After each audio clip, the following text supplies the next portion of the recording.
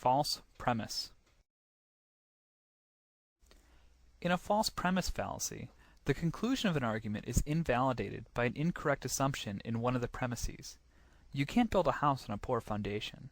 Foundational biases and ad hoc reasoning usually have a false premise at their base. Many false premises exist in creationist arguments, like a global flood occurred, evolution is incorrect, etc. But the most formalized example is the Kalam cosmological argument. The false premise is that the universe began to exist. We have no proof that the universe ever not existed. It is called the Kalam cosmological argument. The Kalam argument is deceptively simple in its formulation. It consists of basically 3 steps. Premise 1 is that whatever begins to exist has a cause. Something cannot come into being uncaused out of absolutely nothing. Premise 2 is that the universe began to exist. And the remarkable development that has occurred is that for the first time, we now have solid scientific evidence for the truth of that second premise, that the universe began to exist. And from those 2 premises, it follows logically, therefore, the universe has a cause of its existence. Whatever begins to exist has a cause. The universe began to exist, therefore the universe has a cause of its existence. Ad hoc reasoning. Ad hoc reasoning, meaning for this purpose, is done to salvage an argument that rests upon a shaky foundation. Ad hoc reasoning attempts to address unstable or invalid portions of a failed argument. It is often used to avoid re-evaluation of an argument's validity. Kent Hovind is the master of ad hoc reasoning. Of course, his ad hoc reasoning needs its own ad hoc reasoning, but that's part of the beauty. Listen to him try to explain the firmament. Now, this is what is known as the canopy theory. I cannot prove this. I can just tell you what the Bible says. There was water above the atmosphere, and I'm going to believe the Bible until it's proven wrong. Okay? I can't tell you what it was or how it was held up there. Some people think it was ice, and it was held up by the magnetic field of the Earth. Suspended, what's called the Meissner effect. You know, a magnet will float on top of another magnet. I don't know. Somehow there was water up there. Slippery slope. A slippery slope argument states that accepting a certain argument will lead to a chain of events that culminate in an undesirable outcome. The validity of an argument is not addressed, only the imagined outcome. Here's Venom Fang X sliding us down his slippery slope of stupidity.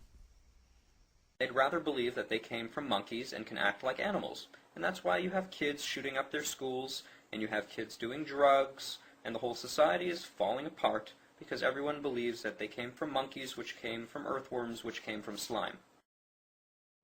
Correlation implies causation.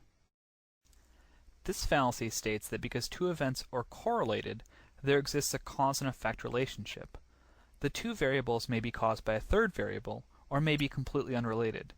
An example of this fallacy is, atmospheric carbon dioxide and crime levels have both risen since 1950. Therefore, carbon dioxide causes crime.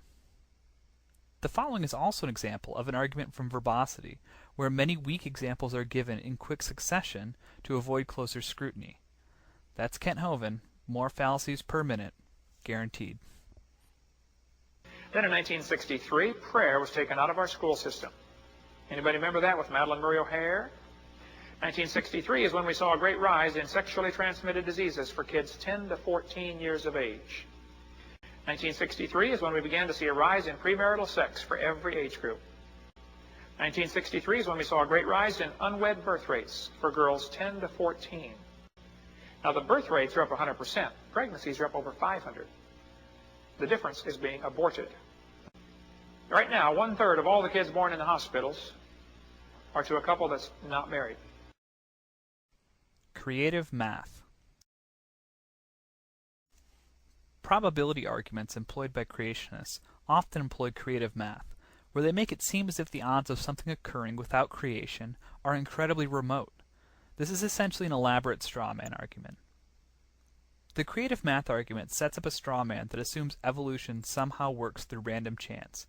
The process of natural selection is the opposite of random.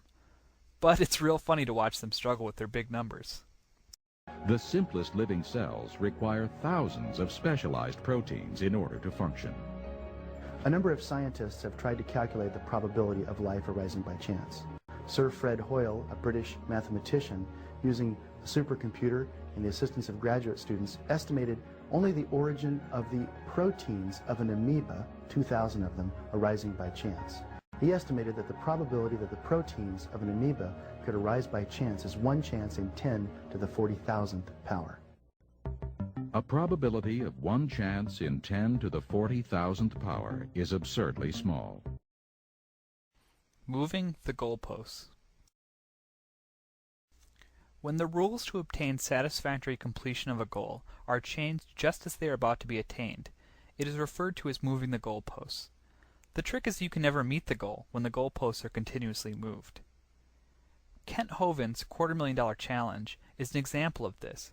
You will never win the money because he will change the rules at the last moment to make sure you do not. It's shameful. Give LEG the $250,000. We offer $250,000 for anybody with any real empirical, testable, scientific evidence for evolution. The people who engage in this kind of nonsense always set up the rules that you could never win the money.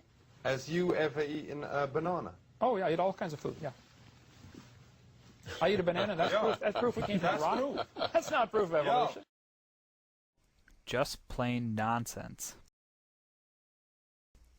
Sometimes the failure in logic defies easy explanation. Examples in this category usually require a massive disconnect from reality, and the result is just plain nonsense. And who else could so eloquently exemplify this category? Dinosaurs were just big lizards that lived with Adam and Eve before the flood came. You know, there really was a fire-breathing dragon. You say, now, Brother Hovind, you don't believe in fire-breathing dragons, do you? Well, yeah, I do. Outright lie. Not so much a logical fallacy. The outright lie is simply deception in its purest form. Truth is discarded as superfluous in this type of creationist argument. Many, many choices existed, so we went to the biggest and boldest creationist lie of all time.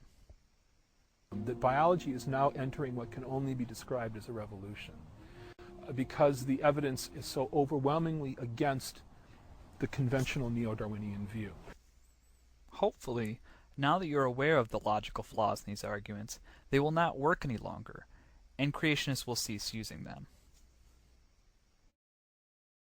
But in the meantime, look for these types of arguments in creationist publications, in popular media, and in your daily life. Consider this your vaccination against idiocy.